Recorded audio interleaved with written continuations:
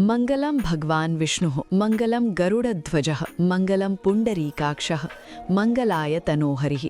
नमस्कार दोस्तों, स्वागत है आपका अपने चैनल भक्ति कथा रहस्य पर। आज हम सुनेंगे कामदा एकादशी व्रत कथा, उसका महत्व, पूजा विधि और नियम। ये व्रत चैत्र मास के शुक्ल पक्ष की एकादशी तिथि को किया जाता है। इस व्रत का महत्व भगवान श्री कृष्ण ने राजा युधिष्ठिर को बताया था। भगवान श्री कृष्ण ने कहा है कि इस दिन उपवास करने से मनुष्य के सभी पापों का नाश हो जाता है, विशेष रूप से ब्रह्म हत्या जैसे महापाप से भी मुक्ति मिलती है।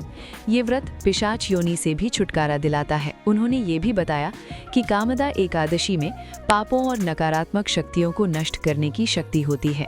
जैसे जंगल की आग सूखी लकड़ियों को जलाकर भस्म कर देती है, वैसे ही ये व्रत सभी पापों को समाप्त कर देता है। इस व्रत को श्रद्धा और विश्वास के साथ करने से भगवान विष्णु की कृपा प्राप्त होती है और सभी मनोकामनाएं पूर्ण होती हैं।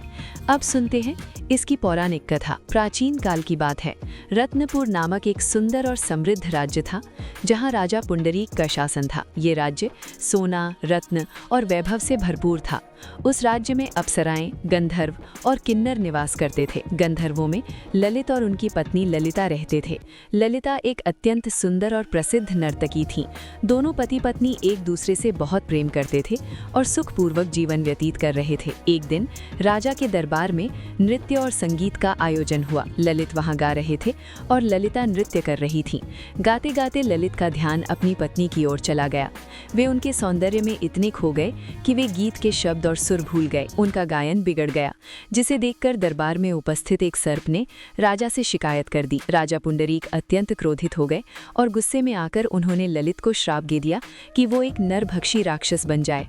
श्राप मिलते ही ललित का रूप बदल गया। वो एक भयानक राक्षस बन गया और जंगलों में भटकने लगा। ललिता अपने पति की ये दशा देखकर अत्यंत दुखी हो गईं। उन्होंने अपने पति को इस श्राप से मुक्त कराने का निश्चय किया। वो जंगलों और पर्वतों में भटकती रहीं और समाधान खोजती रहीं। एक दिन उन्हें विंध्याचल पर्वत पर श्रृंगी ऋषि मिले। ललिता ने ऋषि श्रृंगी को अपनी पति की पूरी कथा सुनाई और सहायता की प्रार्थना की। ऋषि श्रृंगी ने कहा, आने वाली कामदा एकादशी का व्रत श्रद्धा से करो। उस व्रत का पुण्य अपने पति को अर्पित कर देना। तुम्हारा पति अवश्य ही श्राप से मुक्त हो जाएगा। ललिता ने पूरे विधि विधान से कामदा एकादशी का व्रत किया और द्वादशी के दिन उसका पुण्य अपने पति को अर्पित कर दिया। उनकी भक्ति और श्रद्धा से प्रसन्न होकर भगवान विष्णु ने कृपा की और ललित पुनः अपने मानव रूप में लौट आए। इस प्रकार कामदा एकादशी का व्रत सभी पापों का नाश करने वाला और इच्छाओं को पूर्ण करने वाला है।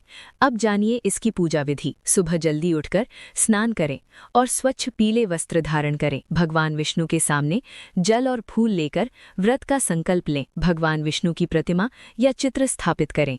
उन्हें गंगाजल, चंदन, पीले फूल और तुलसी दल अर्पित करें। फल और मिठाई का भोग लगाएं।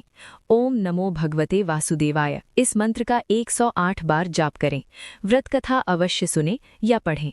पूजा के अंत में भगवान विष्णु की आरती करें। अगले दिन द्वादशी तिथि पर शुभ मुहूर्त में ब्राह्मण या जरूरतमंद को भोजन कराकर व्रत का पारण करें। अब जानिए व्रत के नियम। अन्न जैसे चावल और गेहूं का त्याग करें।